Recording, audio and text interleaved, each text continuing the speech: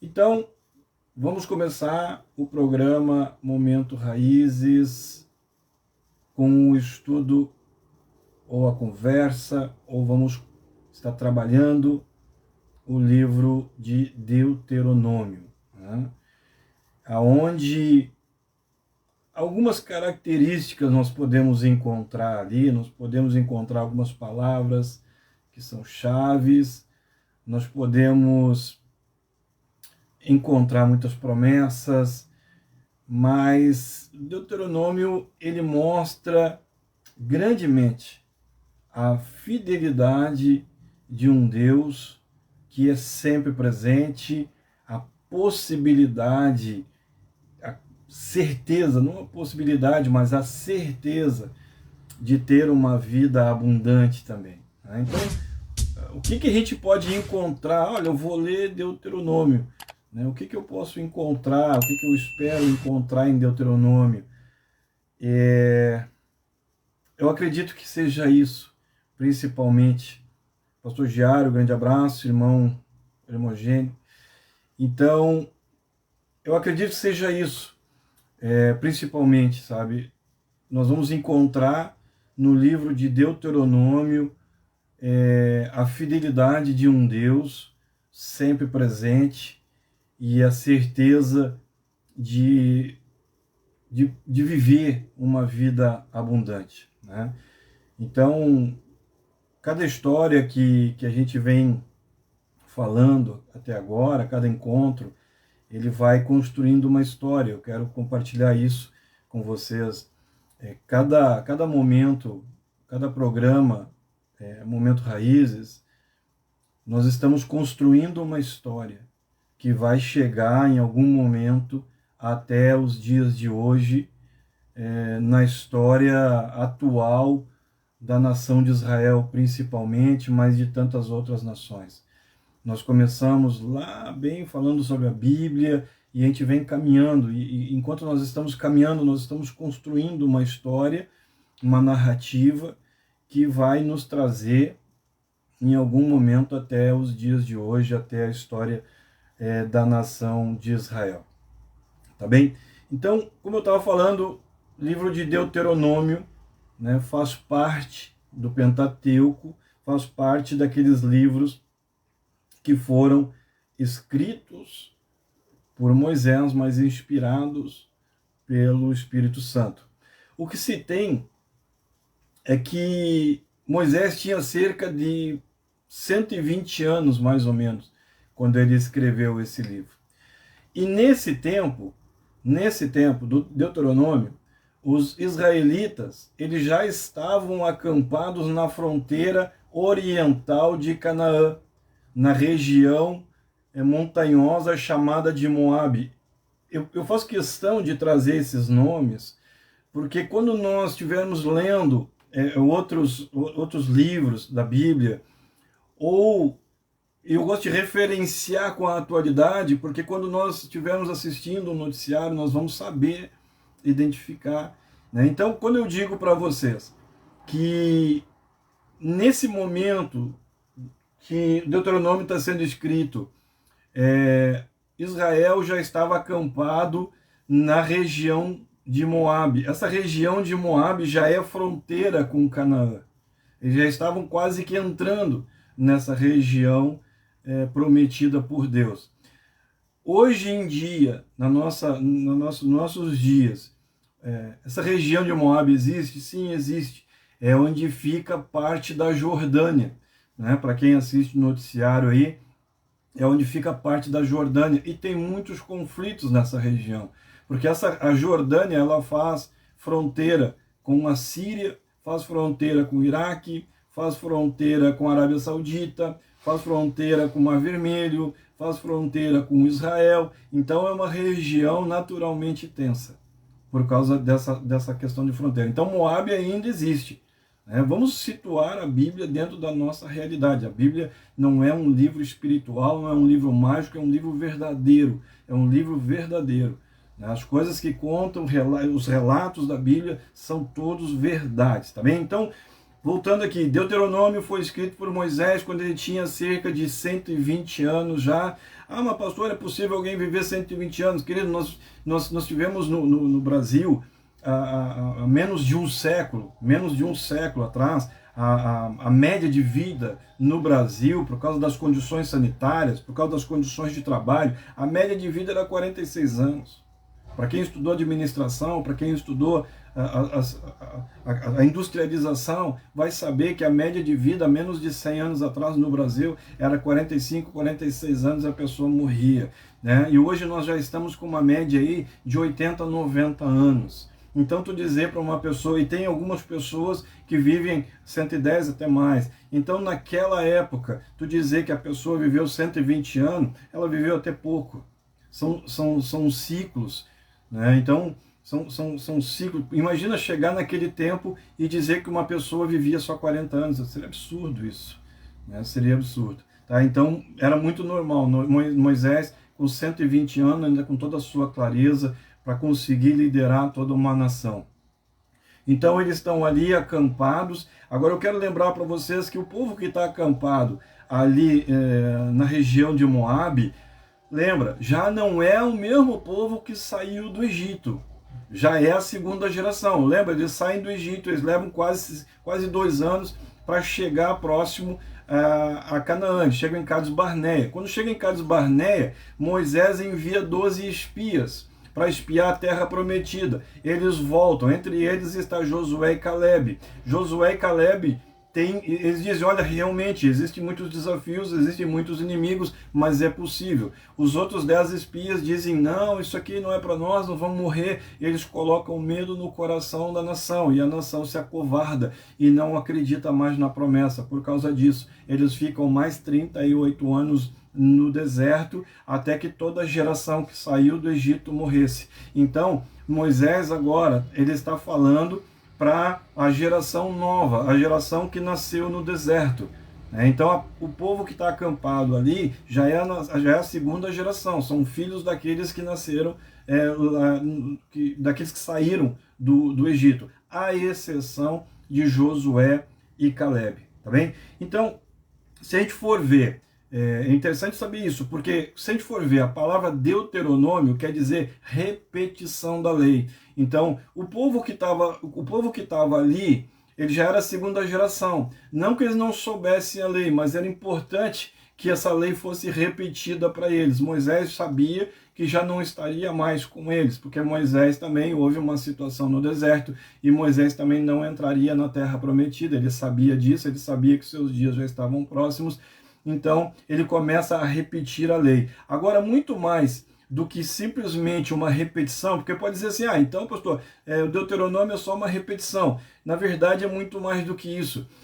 O Deuteronômio é um livro, se tu for ver, se tu for ler ele, segundo a inspiração mesmo do Espírito Santo, tu vai ver que muito mais do que um livro a respeito da lei e da sua aplicação, é um livro que vai tratar sobre bênção, é um livro que vai tratar sobre santidade, é um livro que vai te dar uma orientação, de uma convicção de bênção, e também vai te dar uma orientação de como tu vai alcançar essas bênçãos.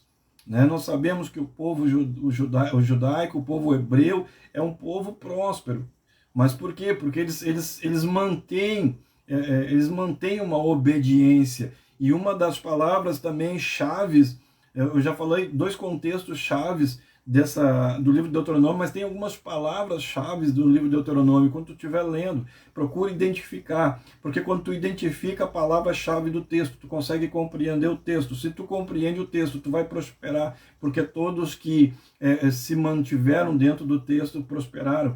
Então, uma das palavras-chave do livro de Deuteronômio é obediência. Tem outras, depois a gente vai compartilhando. Mas o livro de Deuteronômio, uma das palavras-chave é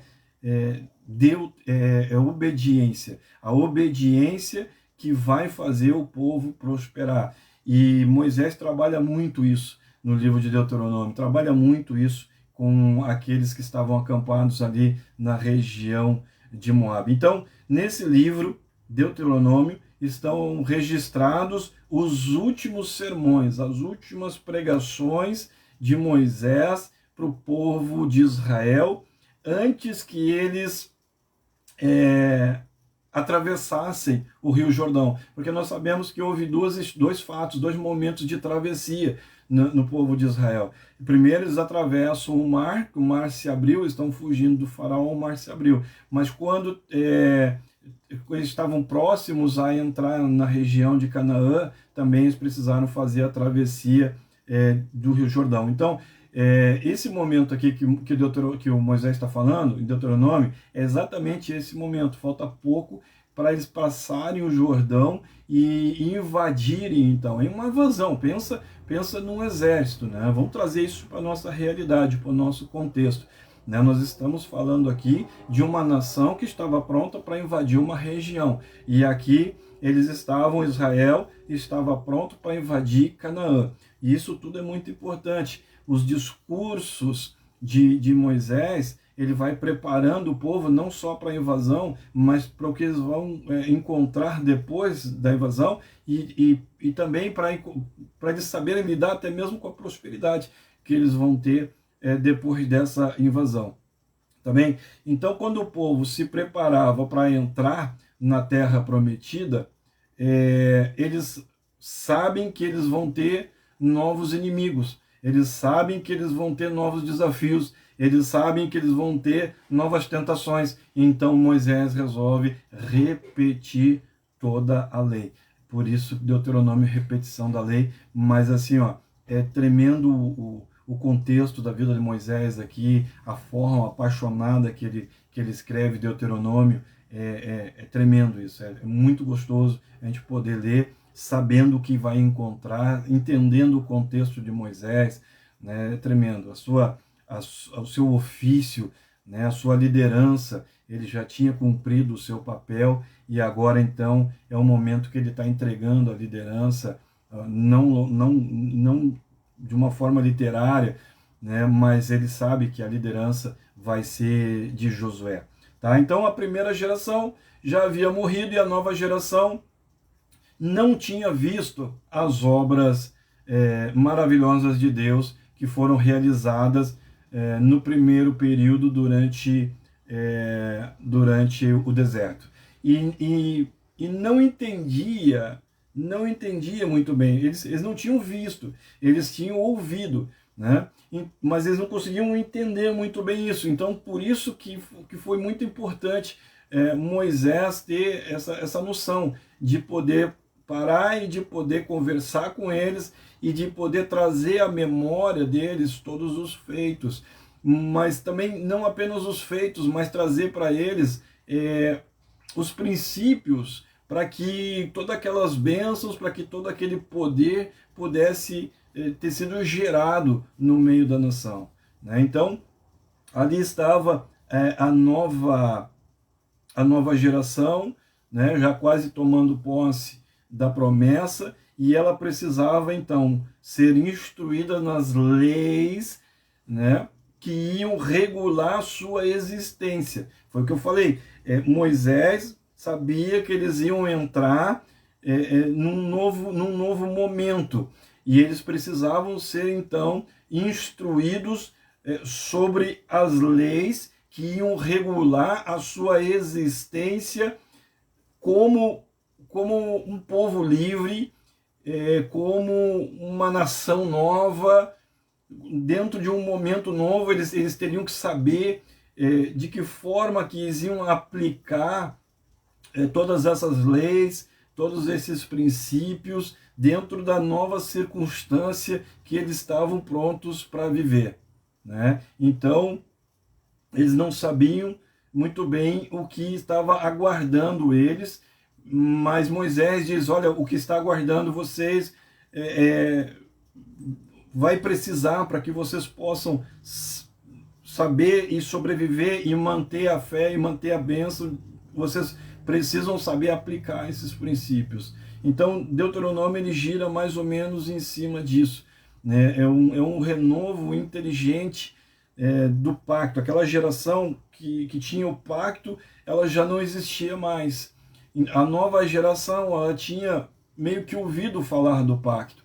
Então, ali é meio que um renovo, aquele momento ali é meio que um renovo do pacto, né? Um renovo inteligente do pacto que Deus tinha feito com a nação de Israel no primeiro período. Agora, então, Moisés está falando desse pacto, Moisés está falando dessa aliança, né, que consiste muito em cima de obediência, não é Deus não está renovando o pacto, né, mas Israel precisava, é por isso que Moisés começa a conversar tudo com eles novamente. Então, Moisés decidiu reunir o grupo para lembrar eles dessa aliança, e para lembrar eles que um dos fundamentos, ou o principal fundamento, a principal base dessa aliança era a fidelidade ao Senhor. De novo, eles já tinham ouvido falar, mas eles não viveram. Então Moisés está ali renovando essas coisas, está trazendo na memória, está trazendo na lembrança, né, que eles deveriam de guardar na fidelidade ao Senhor e deveriam de ser obedientes a Deus, independente das situações que eles iam começar a viver, independente de inimigos, independente de desafios, independente da prosperidade que eles estavam prontos, que eles estavam prestes a viver, porque eles viveram uma prosperidade, eles não tinham terra, eles não tinham nação, e a partir dali eles teriam uma nação, eles teriam uma terra, eles teriam um endereço, um CEP, né? Então, é um contexto de prosperidade. E a preocupação de Moisés era isso, trazer à memória deles que a importância de manter a fidelidade e a obediência, independente das situações que eles iam estar vivendo. Tá? Então, ao decorrer de toda a história da Bíblia, Deus ele faz muito isso. A Bíblia faz muito isso, de nos trazer esse contexto de fidelidade e de obediência e de nos manter fiéis a Deus para que a gente possa viver a promessa, para que a gente possa ser abençoado. Sabe, o livro de Deuteronômio, ele fala tanto sobre isso, sobre bênção e fidelidade, que ele traz, depois dá uma lida lá, né? Dá uma lida. Ele traz uma lista de bênçãos que o povo receberia e que nós ainda nos nossos dias atuais vamos ter essa convicção, né? Porque a palavra de Deus é uma só, ela não muda, e a promessa que foi liberada sobre o povo é povo, nós somos povo de Deus, né? Nós somos uma nação escolhida, porque a gente pode, mas isso aqui é Antigo Testamento, sim, mas se nós formos ver no Novo Testamento, Paulo diz que nós somos escolhidos, nós somos nação santa. É a mesma coisa que Israel no deserto. Nós vamos ver que aquela nação foi escolhida para ser uma nação santa, mas quando nós chegamos em Romanos, nós vamos ver também Paulo dizendo que nós fomos escolhidos para ser uma nação santa. Então, aquelas promessas que eram para a nação santa, elas continuam sendo válidas, mas também os princípios também são. Os princípios dessa aliança, eles se mantêm vivos até agora. Então, se nós quisermos ter uma bênção abundante e vivermos aquela lista de bênçãos que está em Deuteronômio, nós também precisamos ter o compromisso, né, principalmente com os princípios de fidelidade e obediência, né? A Bíblia toda, ela vem sempre renovando isso. Se a gente for perceber, né, quem já leu a Bíblia toda, quem tem costume de ler Bíblia, vai ver que independente do livro, independente do profeta, a Bíblia ela vem trazendo esse contexto da fidelidade, 3 contextos: fidelidade, santidade e obediência. Né? Não importa se é Antigo Testamento, não importa se é Novo Testamento. Tá? Então, Moisés, no livro de Deuteronômio, ele está dizendo para os hebreus que eles mantivessem um coração voltado para Deus. E se esse princípio fosse ativo, estivesse presente, e se eles obedecessem aos mandamentos, então eles seriam abençoados em tudo e em todo tempo. Mas também Moisés vai dizer que se não houver essa obediência a esses princípios, então não haveria prosperidade. Moisés estava sendo muito claro: se houver obediência, se houver fidelidade, se houver um contexto de obediência aos mandamentos, vocês vão prosperar. É isso que Moisés está falando para toda a nação. Não é para um ou para outro da nação, não é para um que é mais crente, outro que é mais... Não, ele está dizendo assim, essa nação ela vai ser próspera. Agora também, se vocês não tiverem um coração voltado para Deus, não tiverem um coração fiel, se vocês não tiverem uma mente fiel a Deus, vocês jamais vão prosperar. Vocês vão sempre ser derrotados, tá bem? Então, Moisés pega essa nova geração e diz para eles que eles precisam seguir os princípios, seguir as orientações de uma forma inteligente, de uma forma cuidadosa, e dessa forma, então, eles iriam prosperar independente da situação. Então, a nova geração da nação escolhida para entrar na terra, ela, naquele momento, ela observa o passado, né? Ela observa o passado para saber como viver o futuro. Ela observa os pontos bons e os pontos errados, porque a gente aprende com as coisas erradas também, né? Então, Moisés começa a falar, se a gente for ver o primeiro sermão de Deuteronômio, Deuteronômio ele já começa com Moisés falando, contando para eles tudo o que tinha acontecido.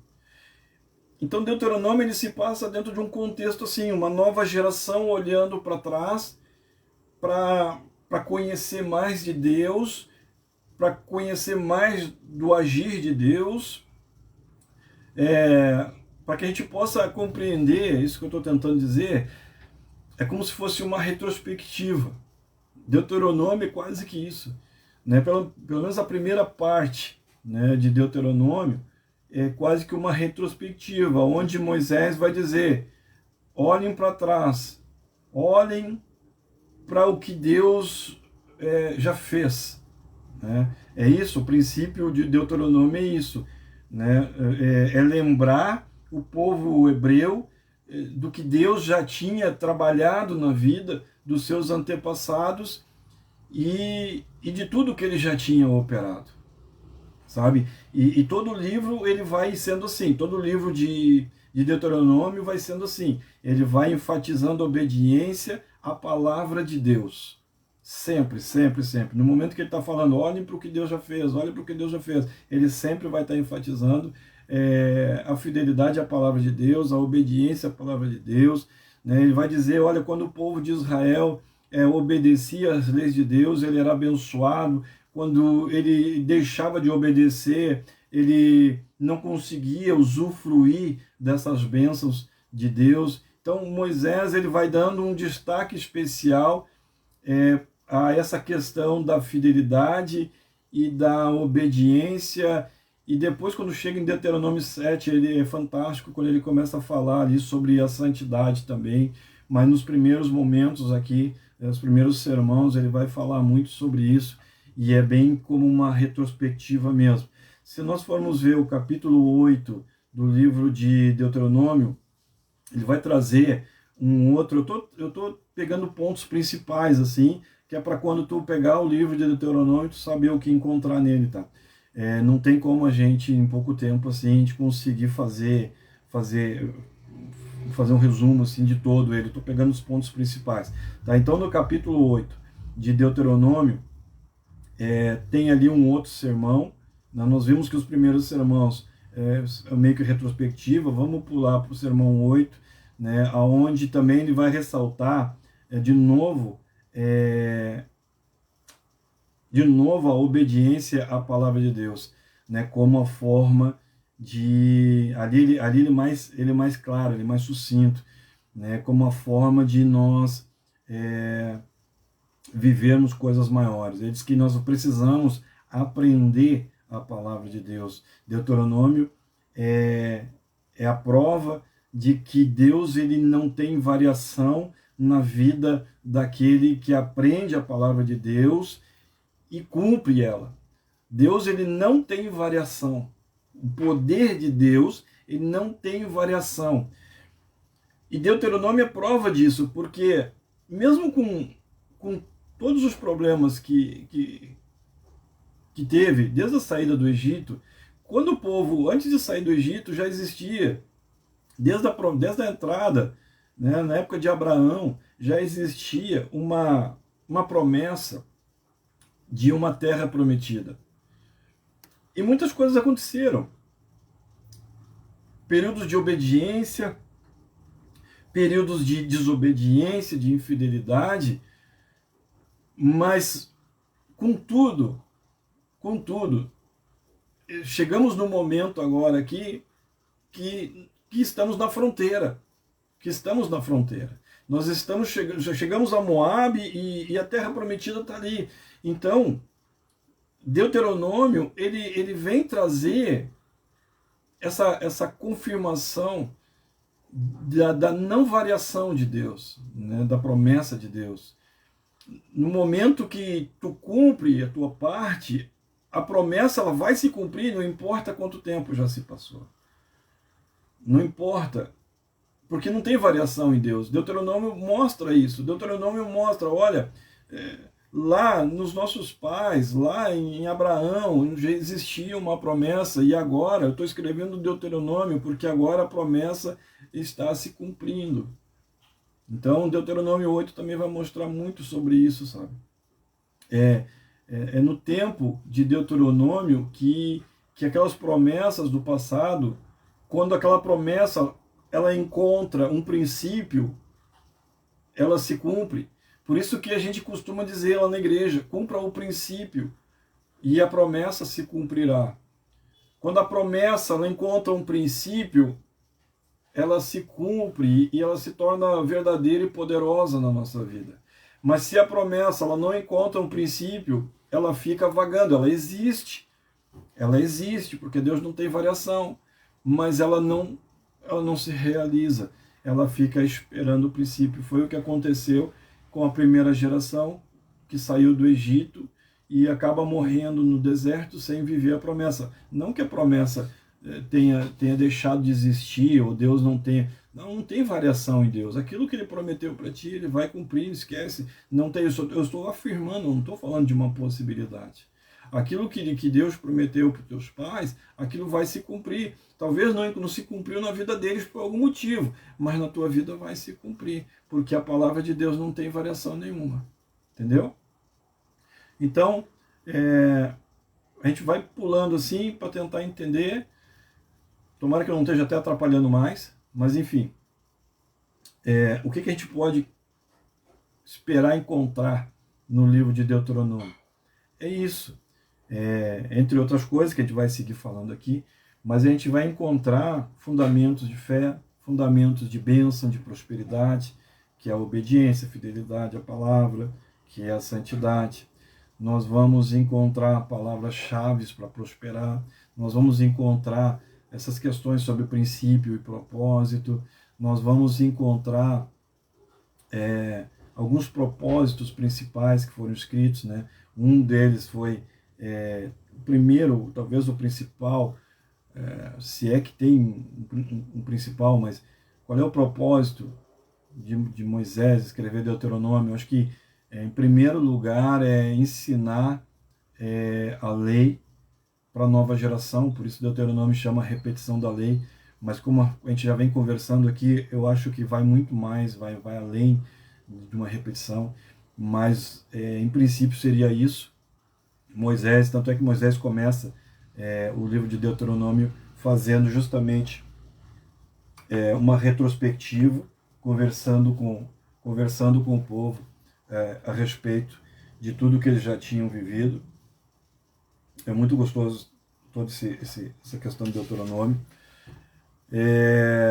Então, assim, talvez um dos principais propósitos de se escrever o livro de Deuteronômio fosse isso, lembrar a lei para a nova geração, mas também Moisés ia ficar ali, ele não ia entrar na Terra Prometida. Houve uma situação onde ele não ia entrar.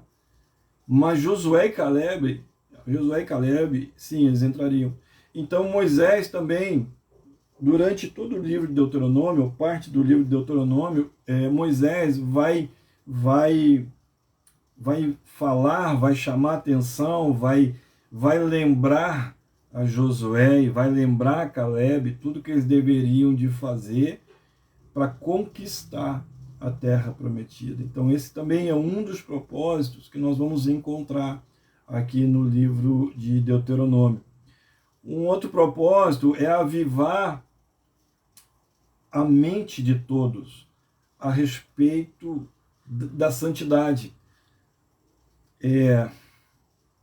A santidade, e Moisés deixa claro isso, e até hoje é isso, a santidade, na verdade, ela é um estilo de vida que demonstra um compromisso que tu tem, né?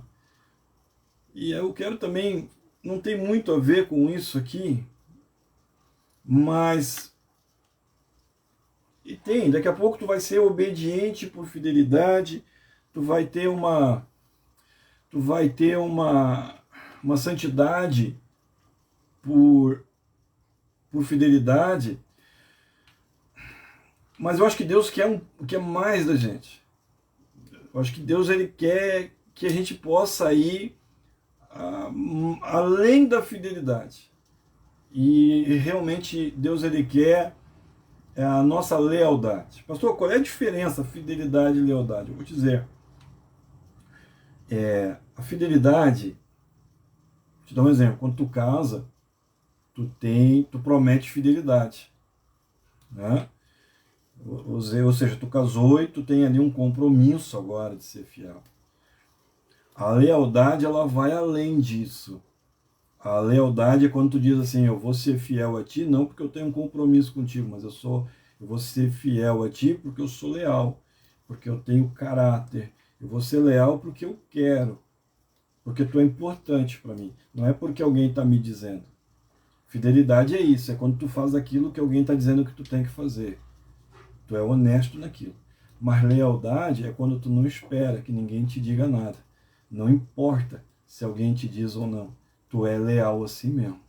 Entendeu? Então, aí a gente entra nessa situação.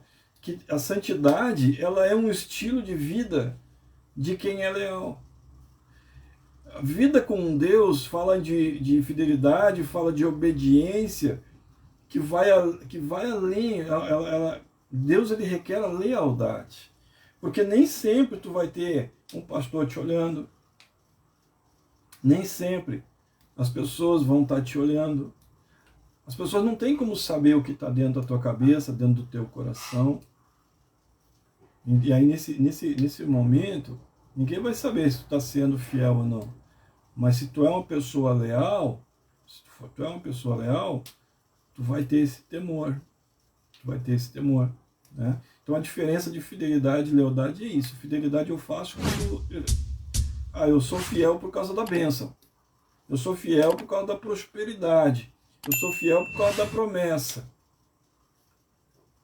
Mas aquele que é leal diz assim, não, eu sou fiel por causa que eu sou fiel.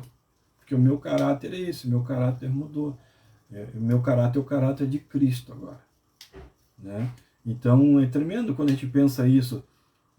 Santidade, obediência e fidelidade como um estilo de vida. Tá? Então, os propósitos que a gente pode encontrar no livro de Deuteronômio são esses. Principalmente, lembrar a nova geração. Lembrar para a nova geração as leis. Lembrar Josué e Caleb do que eles precisariam fazer depois que eles entrassem. Avivar na mente de todos que a santidade é um compromisso necessário nesse pacto, nessa aliança. E tem uma coisa que chama muito a atenção. Moisés, ele cria um método de educação. E esse método de educação também fica descrito no livro de Deuteronômio. Então, um outro propósito que a gente consegue descobrir lendo aqui, quando eu leio aqui eu consegui perceber, é desafiar a segunda geração não só a viver a palavra, mas também desafiar a segunda geração a ensinar e passar essa palavra para os seus filhos. Então Moisés, ele cria, é interessantíssimo, Deuteronômio ensina, Moisés ensina a educação dos filhos aqui.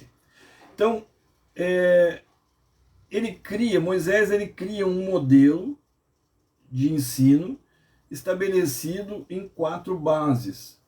Ele ensina o povo hebreu a educar os seus filhos em 4 bases. O método dele tem 4 bases. A primeira base é a palavra de Deus. Palavra de Deus. Nós precisamos ensinar os nossos filhos a amar a Deus. Então a primeira base é isso.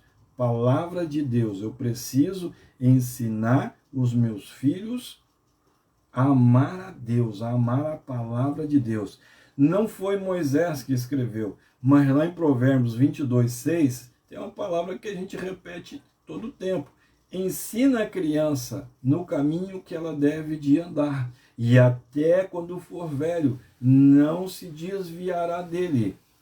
Por quê? Porque o método de educação, uma das bases da educação, foi isso. Se nós formos ver na atualidade, o povo judeu é um povo de muita fé. Não se conhece, eu pelo menos não conheço nenhum que não tenha fé. Então, por quê? Porque eles são educados dentro, principalmente, isso eu estou falando sobre educação no berço familiar, e agora a gente vai ver uma segunda base, eles são educados primeiramente a amar a palavra de Deus, a amar a Deus. Né? Então, quando isso acontece, os próprios relacionamentos familiares começam a ser transformados. E aí nós vamos para a segunda base, né, que é a responsabilidade.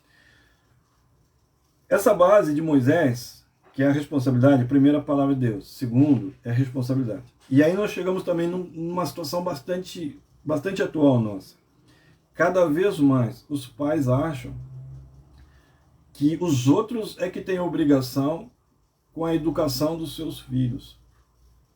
E na verdade não. Na verdade não. Moisés ele deixa claro que a obrigação com relação à educação dos seus filhos, a instrução talvez possa ser a escola, mas a educação, a formação do homem, a formação do caráter, é responsabilidade dos pais. Nós temos mania de colocar essa obrigatoriedade, essa responsabilidade, esse compromisso, nós colocamos no governo, nós colocamos na escola, nós colocamos isso como uma obrigação da igreja, e não é. Isso é uma obrigação dos pais. Moisés, nesse seu método educacional, ele colocou sobre os pais a responsabilidade pela educação dos seus filhos. Tanto é que depois, passado muito tempo, lá em Provérbios nós vamos ver, Provérbios 22, ensina o menino o caminho que ele deve de andar. Aqui nós encontramos que o método de educação de filhos de Moisés ainda estava vigente, como está vigente até hoje. A obrigação de educar os teus filhos é teu, é minha obrigação, é minha responsabilidade. A forma que eles estão sendo educados, o que eles estão vendo, a forma que eles estão se comportando dentro de casa, ou se comportando na sociedade, se comportando dentro da igreja, tudo é compromisso meu e teu. Não é da igreja, não é do pastor, não é do professor no colégio, não é do governo, de políticas sociais, governamentais, educacionais, não é nada disso. Moisés estabelece um sistema educacional, onde a primeira base disso é ensinar a palavra de Deus, ensinar essa pesada a amar Deus e compreender a palavra de Deus e amar essa palavra. Segundo, quem tem que cuidar disso é o pai e a mãe. A responsabilidade pela educação é do pai e da mãe, tá bem? E aí, nós vemos isso de uma forma, Moisés sendo muito firme nisso, né, dizendo que os pais, eles que devem destruir os seus filhos. Né? Então, o comportamento do teu filho é problema teu, compromisso teu. A instrução pedagógica, aí é outra situação. Aí é outra situação. Tá? Mas educação é em casa. Instrução pedagógica é diferente de educação. Né? Como é que teus filhos estão se comportando? Como é que ele se comporta com os mais velhos? Como é que se comporta quando chega num lugar? Ele cumprimenta, não? Sabe? Vamos pensar isso. O quanto que ele sabe de palavra de Deus. E é interessante isso. Porque quando Moisés ele cria essa questão desse sistema, desse método educacional, na verdade, parece que ele está agindo só em função dos filhos. Mas ele está trazendo uma construção familiar, se eu posso dizer assim. Porque a terceira base do método educacional de Moisés, primeira palavra, segunda responsabilidade, terceira vai ser relacionamento. Relacionamento. Se nós formos ver, Moisés, ele vai deixar bem claro para os pais: repita com frequência para os seus filhos essa palavra. Converse com eles todos os dias a respeito dessas coisas. Converse com ele quando estiver em casa. Converse com eles quando tu estiver caminhando. Converse com eles quando tu te levantar. O que eu tenho aqui, irmão? Eu tenho relacionamento pai e filho. Eu tenho um relacionamento próximo. O que nós temos hoje? Nós temos hoje que nós não temos tempo. Nós temos hoje que nós estamos sempre ocupados, que nós estamos sempre correndo, que nós estamos sempre cansados. E é por isso que muitas famílias têm estado enfraquecidas, porque os pais não têm tempo para um relacionamento. Agora Moisés está dizendo aqui: pai, mãe, te relaciona, senta no chão com eles. Participa da vida deles, deixa que eles participem da tua vida, e isso vai trazer um crescimento familiar, um crescimento na qualidade do relacionamento familiar. Sabe, é impossível ter uma qualidade boa de relacionamento familiar onde cada um está num canto com o celular na mão. Não tem relacionamento. Onde muitas vezes nós vivemos um tempo onde nós não vemos os nossos filhos muitas vezes. E se vemos muito rápido. Nós vivemos um tempo onde os pais, mesmo que fiquem em casa, eles preferem pagar uma van, pagar um transporte para levar o seu filho para a escola. Ele já não convive mais com as questões que são importantes para o filho. Se tu trabalha, é bom que tu tenha um tempo para fazer parte, conviver no mundo do teu filho. Mas se não dá no teu horário, não dá no teu horário. Não tem como levar ele na escola. Agora, não tem uma lógica a pessoa ficar em casa e deixar que um estranho leve o filho, que um estranho traga o filho. Mas é isso que tem acontecido. Cada vez menos as famílias têm se relacionado. Cada vez menos os pais se relacionam com os filhos. Cada vez menos os filhos têm acesso aos pais. Agora, nós chegamos dentro desse processo educacional, que eu falei que são 4 bases, nós chegamos na 4ª base. Porque se a terceira base ela é feita corretamente, e ali tu tem um relacionamento com os teus filhos, nós vamos chegar na 4ª base, que chama realidade. Porque quando tu tem um relacionamento com teus filhos, eles começam a te enxergar mais. E quando eles começam a te enxergar mais, eles começam a perceber a tua conduta. Moisés diz: amarás, pois, ao Senhor o teu Deus de todo o teu coração, mas os teus filhos sabem se tu ama mesmo o teu Deus de todo o teu coração. Os teus filhos, eles sabem aonde está o teu pensamento, se existe realmente um relacionamento efetivo, a terceira base, se ela está realmente acontecendo efetivamente na tua casa. Eles vão saber se existe uma realidade naquilo que tu está falando ou se tu está só falando. Aquela moralzinha que realmente não chega a lugar nenhum, né? Nós não podemos esquecer algo que é extremamente importante.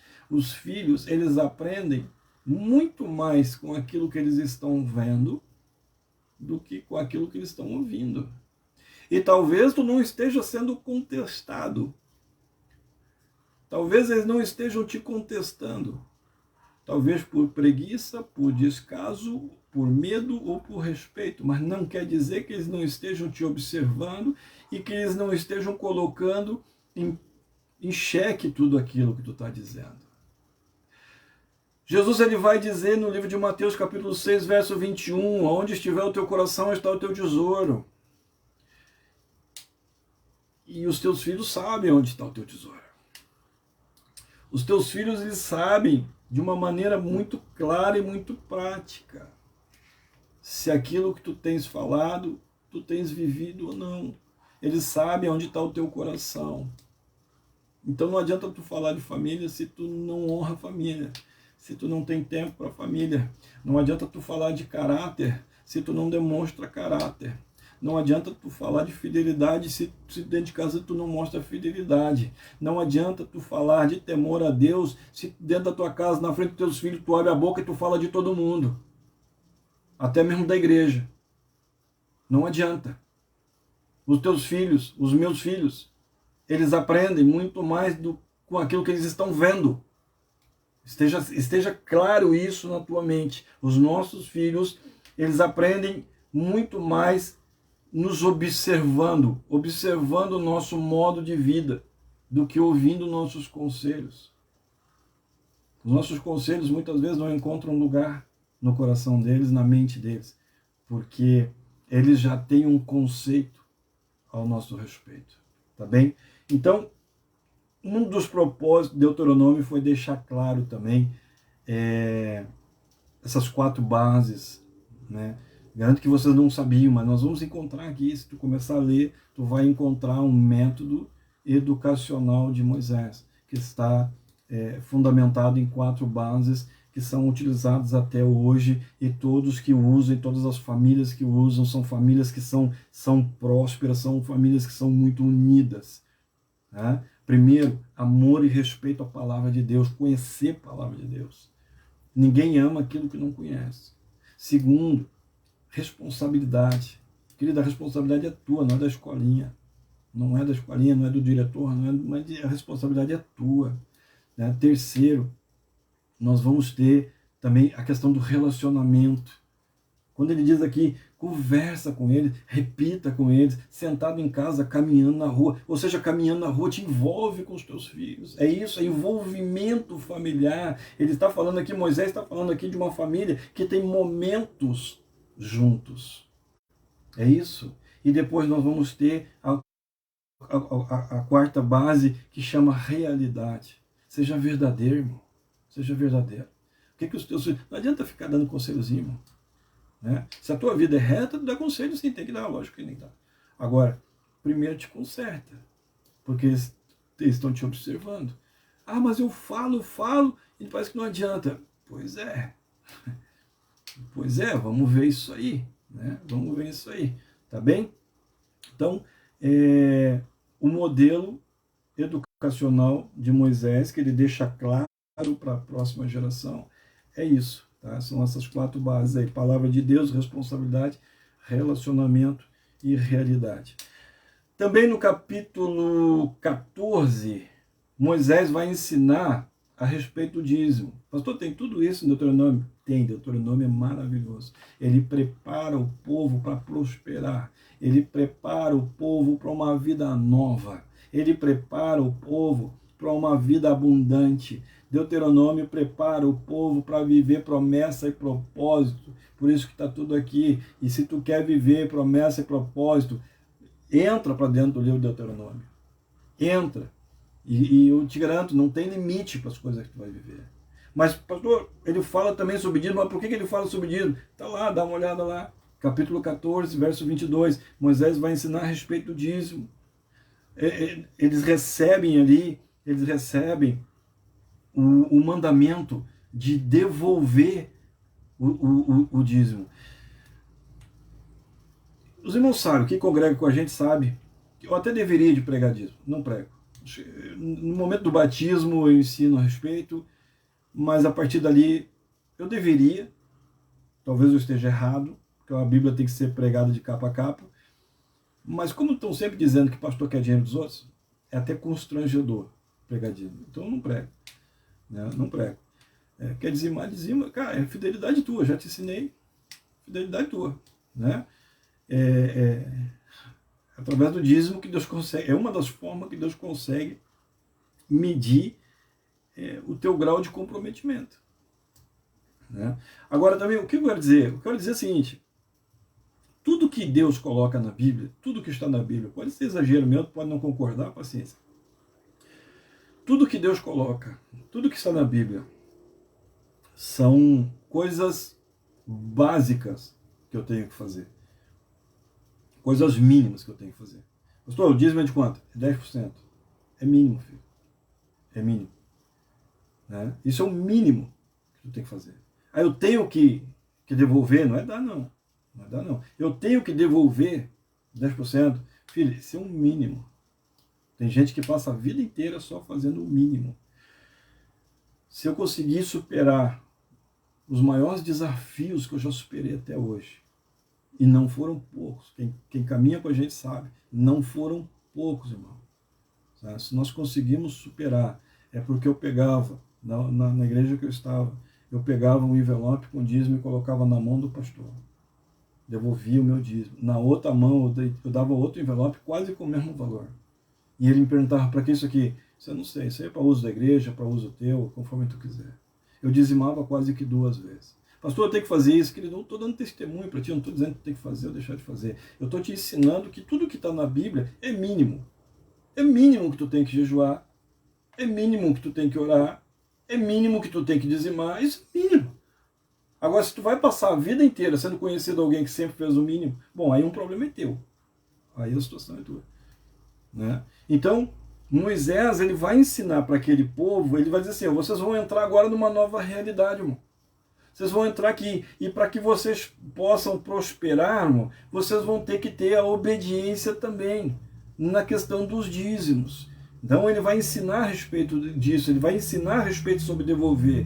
A essência do ensino sobre o dízimo não é a questão de valores somente, mas é a questão de quanto que eu estou disposto a colocar Deus em primeiro lugar na minha vida.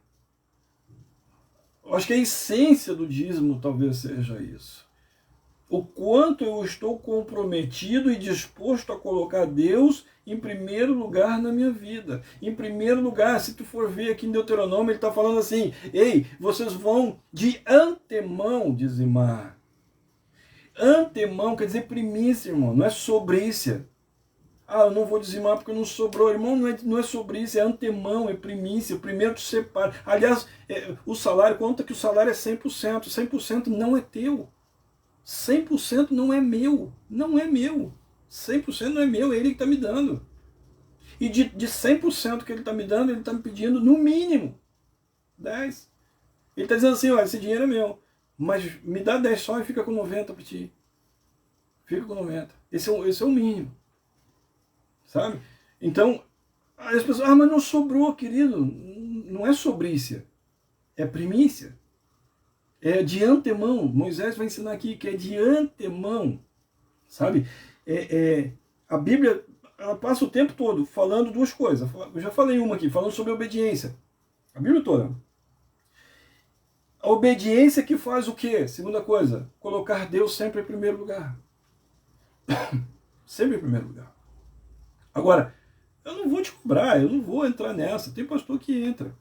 Com toda razão, tem que entrar mesmo. Tem que ensinar. Errado estou eu que não ensino. Agora, eu não vou estar nessa de estar te julgando, se tu está colocando Deus em primeiro lugar ou não. Isso aí é problema teu e dele. Tu sabe o que tem que fazer. e não vou eu ficar, não preciso disso, tá?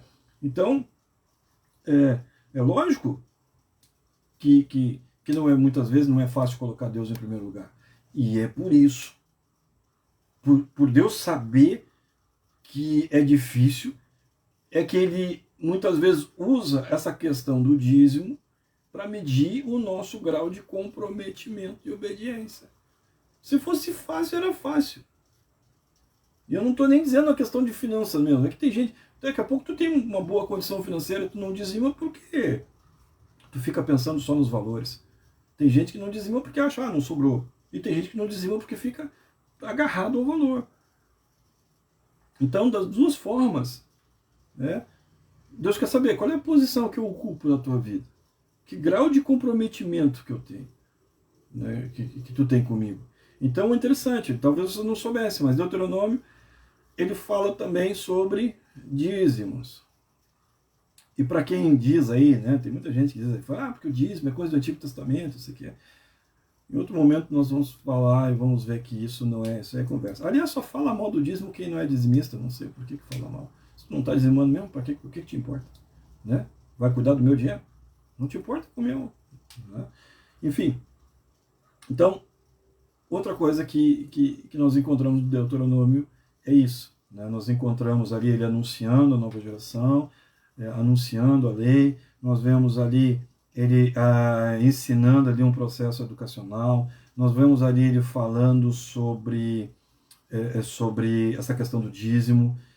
Isso tudo, veja bem, vocês vão entrar, vocês vão ser prósperos. Ele está dando aqui uma orientação para a sua prosperidade. Ele está dando aqui uma orientação para viver essas coisas aqui. É tremendo isso. Entenda o livro de Deuteronômio como assim, eu vou parar, é vocês que vão seguir, mas assim, existe uma promessa e vocês façam isso, isso, isso e isso. Imagine Moisés sentado dizendo, façam assim, assim, assim, assim. Quantas vezes nós pensamos assim, como é que eu faço para prosperar? Como eu gostaria de ter uma fórmula, como eu gostaria que alguém chegasse e resumisse para mim e dissesse, olha, para tu prosperar tem que fazer isso, isso e isso. Deuteronômio está te dizendo. É isso. Moisés está dizendo para a nova geração que estava próxima, olha, vocês vão prosperar na família porque eu vou ensinar vocês, tem 4 bases para vocês prosperar como família. Eu vou ensinar vocês a prosperar como nação. Eu vou ensinar vocês a prosperar financeiramente. Não era isso que a gente sempre queria? Alguém que chegasse e dissesse para nós, dá uma receita aí, como é que eu faço para prosperar? Leia, entra dentro do Deuteronômio. Outra coisa, a gente sempre procura trazer também uma ligação do Antigo Testamento com o Novo Testamento. Nós já vimos que o livro de Levítico anuncia, tem a ver lá com Hebreus, E o livro de Deuteronômio, ele também anuncia Cristo. O profeta Moisés, antes de morrer, lá em Deuteronômio 18, capítulo 15, se eu não estou enganado, ele vai dizer assim, e o Senhor, o teu Deus, quando tu lê isso, tu já vai saber. O Senhor, o teu Deus, te suscitará um profeta em meio a ti. Suscitará e vai fazer nascer no meio de vocês um profeta semelhante a mim, ou seja, de carne. Aqui, Moisés está anunciando para a nação de Israel que Deus, em determinado momento, mandaria um profeta para o mundo, e esse profeta seria semelhante a ele, de forma que esse profeta falaria como um homem. O nosso Deus vai fazer nascer entre vocês, entre nós, vai nascer dessa nação um profeta semelhante a mim, ou seja, vai falar com vocês assim como eu estou falando. Esse capítulo de Deuteronômio 18:15 está anunciando Cristo. O profeta Moisés já falava de Cristo lá antes da sua morte. Tá bem? Então, o livro de Deuteronômio anuncia a Cristo. O livro de Deuteronômio também está ligado com o Novo Testamento, para aquelas pessoas que acham que o Antigo Testamento não tem mais, não se vive mais, que não tem mais a importância, que é apenas um livro de leitura simples. Não, ele tem todo o seu poder ainda, tá bem? Eu tinha comentado que o livro de Deuteronômio 7, capítulo 7 do livro de Deuteronômio, ele fala muito sobre santidade. Mas ele fala tanto sobre santidade que quando tu for ler, leia bem devagar, aproveita. Porque o livro de Deuteronômio, capítulo 7, é uma verdadeira carta, à santidade. E aí, se a gente for lá no livro de Levíticos e começou, acho que hoje ou ontem, começou o nosso plano de estudo da Bíblia, começou Levítico, se eu não estou enganado. Então, quando tu for ler isso, tu vai te dar de conta. O livro de Levítico, no capítulo 11, no verso 44, ele vai dizer assim: porque eu sou o Senhor, o vosso Deus. Portanto, vós vos santificareis e sereis santo, porque eu sou santo. Está lá em Levítico. Deuteronômio 7 vai dizer assim: porque tu és um povo santo. Tu és um povo santo para Deus. Então, seja como ele é.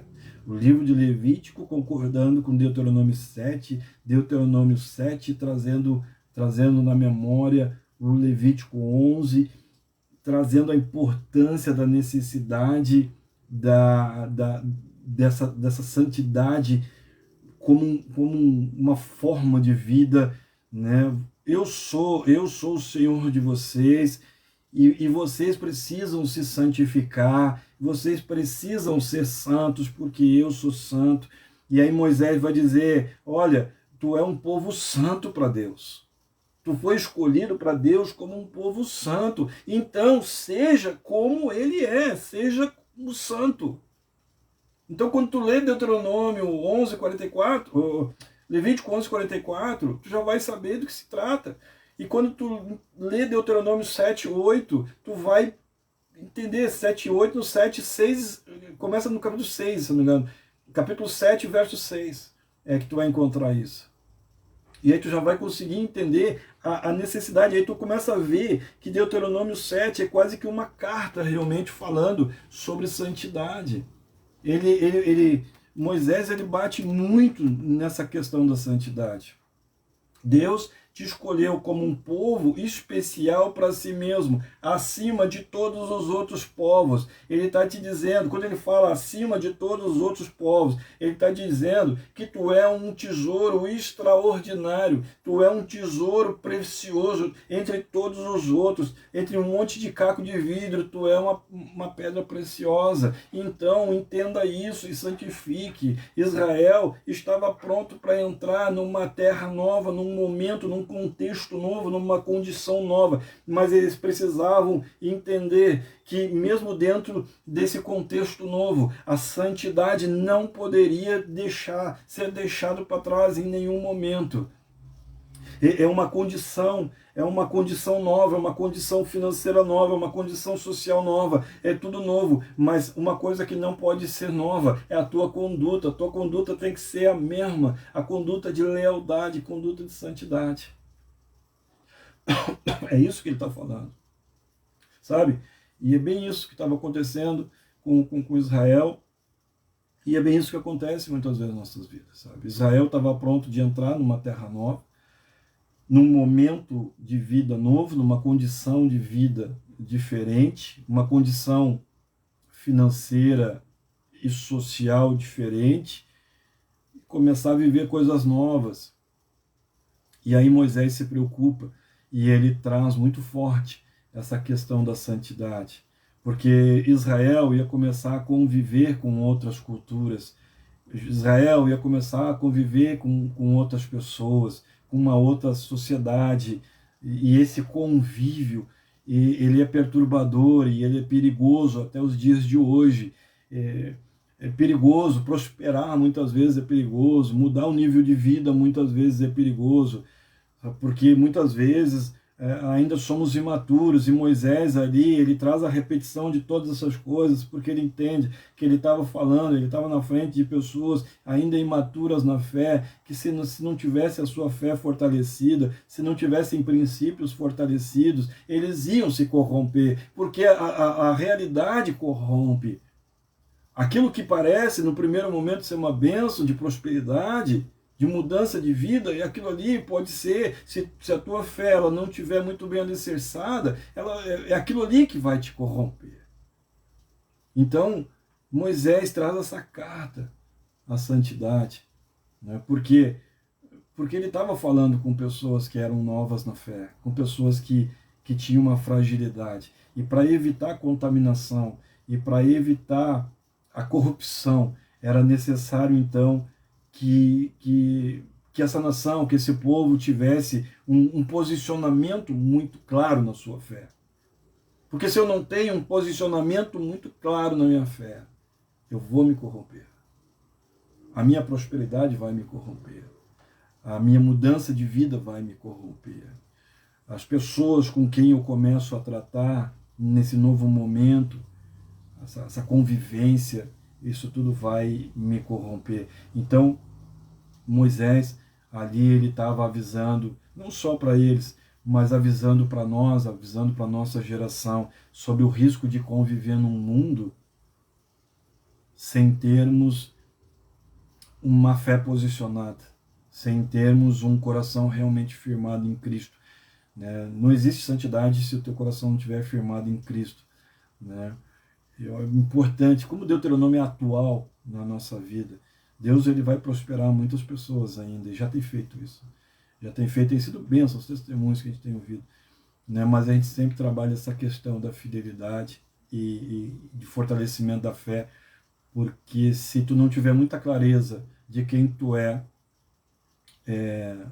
tu vai ser facilmente corrompido. E o primeiro passo é isso, né? Tu te corromper com aquilo que está ao teu redor, e depois, quando tu vê, tu perdeu tudo. Tu perdeu tudo. Tá? Então Moisés, quando ele fala de obediência, Moisés quando fala de fidelidade, Moisés quando fala sobre santidade, ele está, na verdade, falando sobre comportamentos que são essenciais. Até hoje, tudo isso são comportamentos que são essenciais para Israel não perder aquilo que recebeu e continuar sendo abençoado por Deus. Interessante? Para pensar depois nisso. Né? Tudo isso que nós estamos falando, esses princípios, são princípios comportamentais para que a gente não perca a promessa e ainda continue sendo abençoado por Deus. Deuteronômio 7, ele fala sobre 7 nações. E ele fala sobre destruir completamente essas nações. Quando ele fala, depois tu vai ler ali, tu vai entender o porquê. Mas por que Deus falou isso? Porque quando tu entra numa nova situação, tu não pode gerar vínculos com aquele... Tu vai habitar ali, mas tu não pode ter vínculos com os habitantes daquele... com aquela sociedade. Tu vai estar ali envolvido, mas os vínculos têm que ser destruídos. E é por isso que Moisés vai falar ali sobre isso. Ele fala sobre destruir completamente qualquer vínculo com os habitantes da terra prometida. Ou seja, irmão, sem aliança, irmão. Sem aliança, não tem essa de aliança, irmão. Não tem essa de pacto, irmão. Não tem essa de compartilhar, mas eles fazem. Mas, querida, a sociedade deles é outra, a cultura deles é outra, irmão. O tipo de vida deles é outro, irmão. Se tu for fazer, tu tá compartilhando, tu tá gerando vínculos entre tu e a tua casa e eles. E é uma questão de tempo para que a cultura deles entre dentro da tua casa, porque existe um compartilhamento, existe ali uma aliança firmada. Então, Moisés, ele deixa claro, ei, vocês vão entrar nessa terra, existem 7 nações, e agora nós vamos ver essas 7 nações, existem 7 nações, e vocês vão destruir tudo, vocês vão destruir, vão acabar com qualquer vínculo, sabe, as filhas de vocês não vão casar com a filha dele, para não ter vínculo. A gente tem que entender isso quando a gente está lendo aqui Deuteronômio. Ele está falando para pessoas que ele quer que prospere, que ele quer que sejam abençoados. E ele diz, olha, o convívio com o mundo, o convívio com a sociedade, o convívio com as modas, e muitas vezes até o convívio com a nossa própria prosperidade, ela pode nos fazer cair, e tem feito muita gente cair. Sabe, Moisés já está aqui falando e está preparando um povo, ele está avisando, olha, estejam atentos, estejam posicionados, estejam com a sua fé fortalecida. Vocês têm que estar prontos, porque vocês vão enfrentar desafios novos, porque vocês vão enfrentar inimigos novos, porque vocês vão enfrentar coisas que são maiores que vocês. Não tenta vencer o mundo, filho. Não tenta as artimanhas dele. As artimanhas dele sozinho tu não vai vencer. Cristo disse, tem de bom ânimo, porque eu venci o mundo, eu venço o mundo em Cristo. Mas não, se eu tentar ser mais esperto, se eu tentar fazer uma carreira solo, o mundo vai me vencer. E outra, não pensa. Eu estava meditando sobre isso esses dias aí. O mundo, às vezes, ele te faz acreditar que tu é próspero, que tu é inteligente. Escuta, filho, para o mundo tu é só mais um. Ele vai te fazer acreditar um monte de coisa. E quando tu acreditar nisso, ele vai te derrubar. Para Deus tu é extraordinário e precioso, para o mundo tu é só mais um, que ele vai mastigar e vai arrotar e vai vomitar, filho. Ele não se importa contigo, ele não se importa com o teu bem-estar, ele não se importa com a tua prosperidade, ele quer te arrebentar. A sociedade que está ao redor, filho, ela vai te arrebentar. Por isso que Moisés diz assim, vocês vão entrar nessas nações e vocês vão arrebentar com qualquer vínculo, vocês não vão ter vínculo com a cultura deles, vocês não vão fazer aliança com a cultura deles. E se a gente for ver, eu não vou lembrar agora o capítulo que fala, muito claro sobre as 7 nações. Eu acho até que no capítulo 7 ainda de Deuteronômio, não vou lembrar o versículo. E ele diz assim, que existem 7 nações que precisam ser combatidas. Existem 7 nações que precisamos estar vigiando. Se tu chegar ali no livro de Deuteronômio, vai falar ali as 7 nações. Por exemplo, vai falar dos heteus e tal. E vai falar sobre a característica de cada uma dessas nações. Eu estava lendo sobre isso. E eu identifiquei. Eu não vou dizer o nome da nação, mas eu identifiquei os desafios. Eu identifiquei o espírito que age. Quando ele fala sobre 7 nações, ele está indo muito além do que simplesmente 7 países. Quando Moisés disse, são 7 nações maiores e mais fortes que vocês. Então existem 7 nações, existem 7 caminhos que nós precisamos estar vigilantes e precisamos estar prontos para combater. Quando? Todos os dias. Depois tu vai ler lá. Tu vai ler o nome da nação e tu vai ler como é que ela era. Eu fiz um apanhado aqui para ti. A primeira nação que nós temos que combater é o medo, é a dúvida e é o desânimo. A nós nos foi dado um espírito de poder e de ousadia, está escrito isso. Deus nos deu a unção de domínio. Deus nos deu a unção de tomar posse daquilo que nós queremos e do nosso lugar de direito. Pastor, é tudo isso está escrito. Por acaso não há valente Israel para que tome posse daquilo que foi lhe dado como herança? Tu tem uma unção para tomar posse disso. Tu tem uma unção de ousadia, tu tens um espírito de poder, então nós não precisamos ter medo.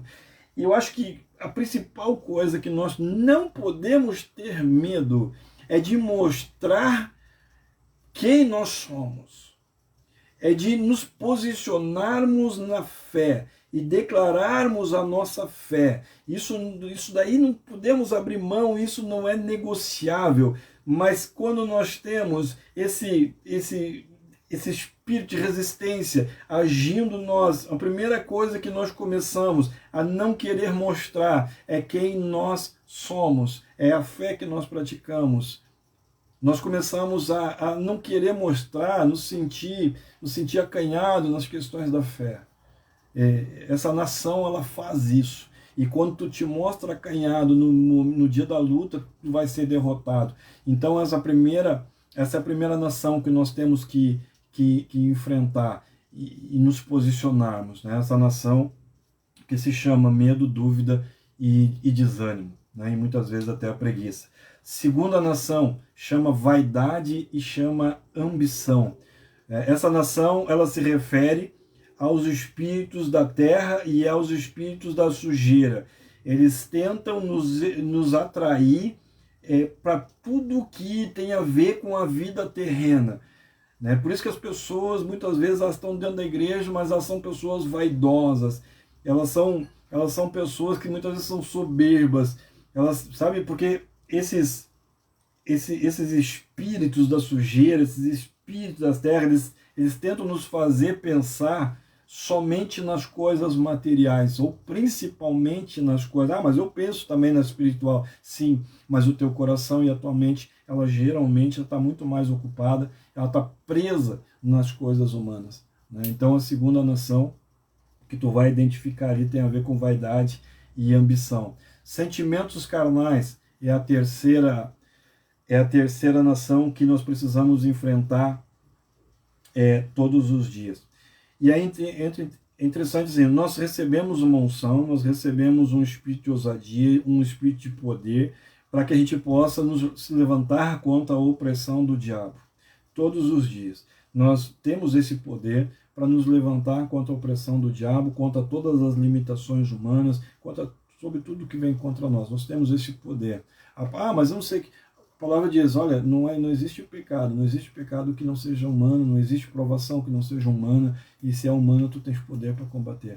Agora, esses espíritos que nos desafiam todos os dias, que trazem essa questão do sentimento carnal, essa terceira nação chamada sentimento carnal, ela te provoca a sentimentos carnais mesmo, tipo...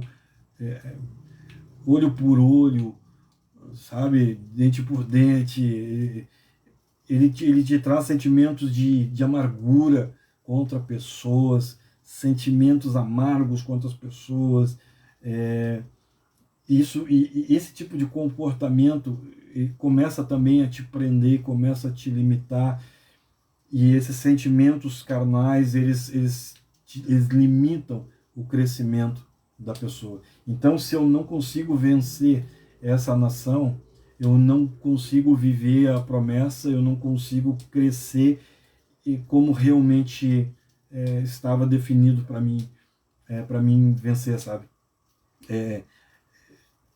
A pessoa, quando ela tá perdendo o desafio para a nação do sentimento carnal, é uma pessoa que tu identifica, porque ela tem mania de falar dos outros, ela tem mania de julgar os outros.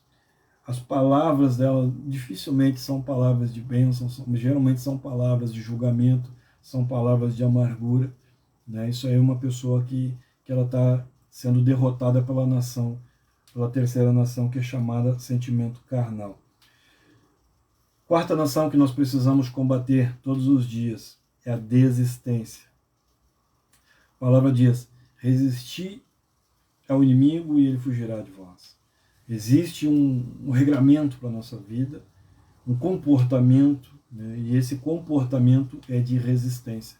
Resistir a tudo, resistir ao pecado, resistir à idolatria, resistir à desobediência, resistir a tudo. Porque a desistência, ela deixa a nossa alma presa. Ela consegue aprisionar, ela consegue impedir a caminhada. Né? Da mesma forma que a palavra de Deus, quando permanece em nós, ela ela nos faz avançar se esse demônio, se esses espíritos chamados de existência, eles agirem, nós não conseguimos permanecer na fé. E esse é o principal alvo, a desistência. Não é que eles queiram te fazer desistir de sonhos, nem de projetos, nem de coisas assim, mas essa quarta nação chamada desistência, ela vem te cercando de uma forma que ela vai te fazer desistir da fé. Ah, mas eu continuo na igreja. Tu continua na igreja, mas a tua fé já não é mais a mesma como antigamente, se tu parar para observar. Então, são pessoas que já estão sendo cercadas por essa nação, a nação da desistência. São pessoas que muitas vezes pensam de sair da igreja, pensam de abandonar a fé. E aí tem um engano também, né? Tem muitas vezes a estratégia do inimigo, a gente tem que estar vigilante. Porque às vezes o inimigo diz assim, não, ele coloca na tua cabeça, não vou sair da igreja, eu só vou mudar de igreja. Ninguém cai sem tropeçar. No momento que tu acredita nisso, tu acabou de tropeçar. O próximo momento da tua vida vai ser o tombo. Né? Tu está desistindo de alguma coisa. Né? Então tem uma nação, a quarta nação, que nós precisamos estar vigilante, esse espírito maldito, demoníaco, chamado de existência. Te leva a pensar desistir do ministério que tu tá, desistir da tua fé, desistir de santidade, não precisa também tanta oração, não precisa também tanta santidade, porque fulano faz, viu? É esse tipo de conversa que vem nos teus ouvidos. Isso aqui é uma nação demoníaca agindo na tua vida. A quinta nação chama autoconfiança. É quando tu começa a acreditar demais em ti mesmo, na tua capacidade. Isso que vem na tua cabeça não é uma questão tua. Isso que eu quero que tu entenda isso. Tudo isso que eu estou falando são nações do diabo que são lançados contra nós todos os dias e que a gente tem que combater todos os dias.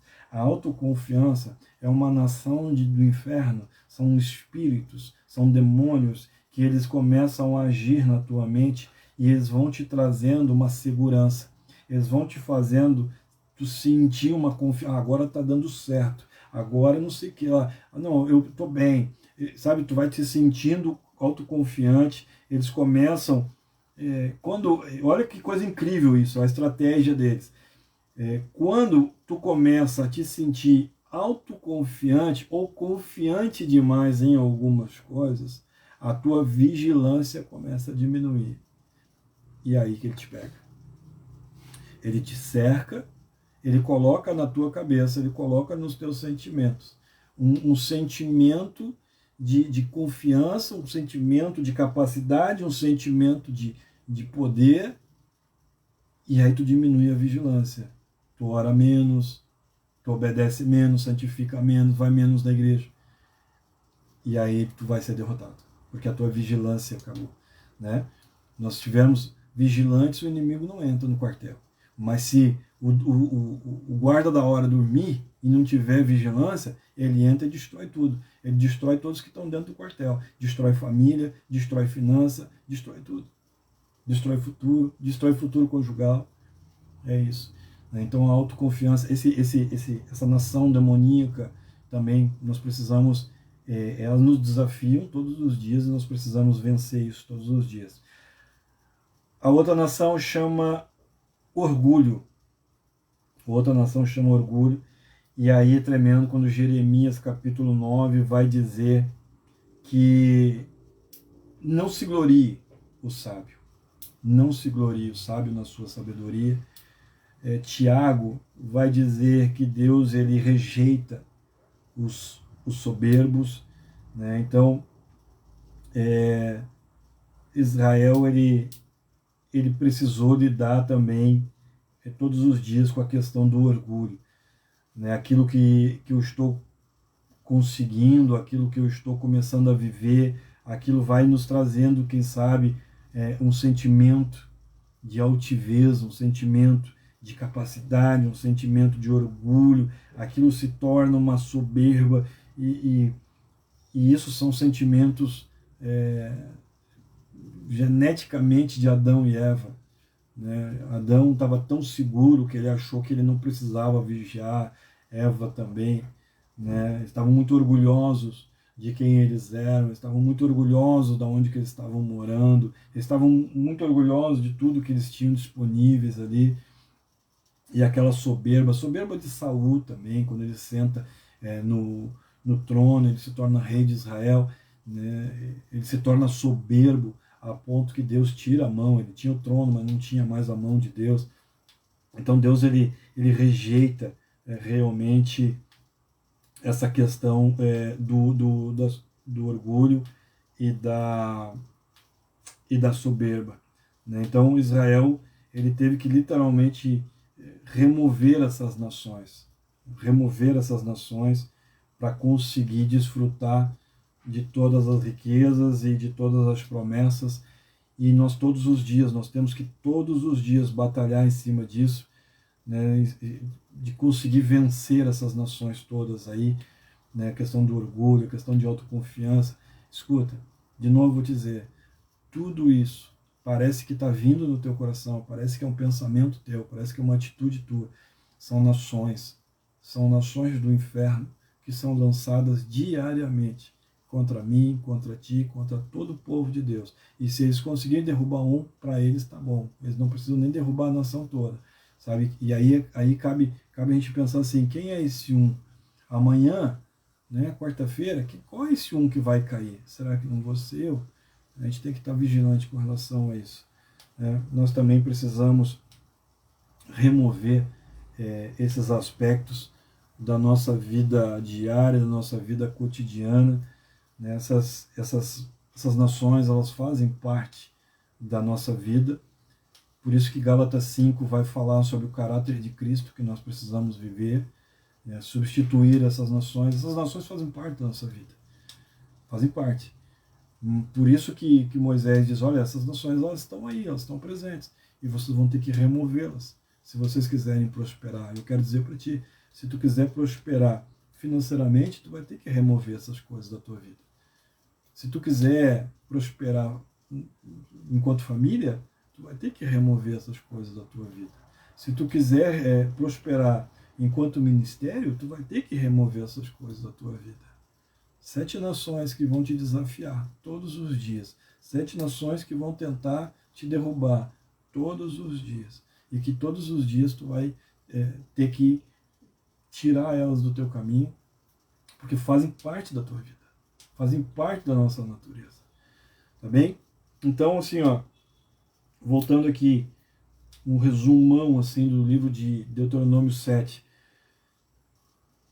Se desse para falar assim uma frase só, um parágrafo só. Deuteronômio 7 está falando que o problema somos nós. É a nossa conduta, é o nosso caráter. Eu viver ou não a promessa, eu prosperar como pessoa, porque às vezes eu não tenho interesse de prosperar financeiramente, eu não tenho família, mas eu me sinto mal, parece que eu nunca cresço. Deuteronômio 7 ele traz isso para nós, uma leitura atenta. Tu vai ver que todo tempo ele vai te dizer, entre linhas, que o problema somos nós, o problema não é Deus. Jamais o problema é Deus, o problema é nós. Deus ele continua sendo santo, Deus ele continua sendo misericordioso, Deus ele continua tendo o plano ideal para a nossa vida, para a nossa família, tudo está nas mãos dele. Né? Agora, isso aqui é interessante. Né? Todo esse propósito está na mão dele. Todo plano de vida melhor para nós está na mão dele. Mas o problema não é ele, o problema somos nós. Então, o que isso quer dizer?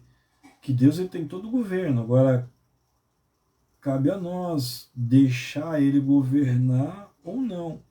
Essa decisão, ela continua sendo uma decisão somente tua. E quanto que ele vai governar também. Né?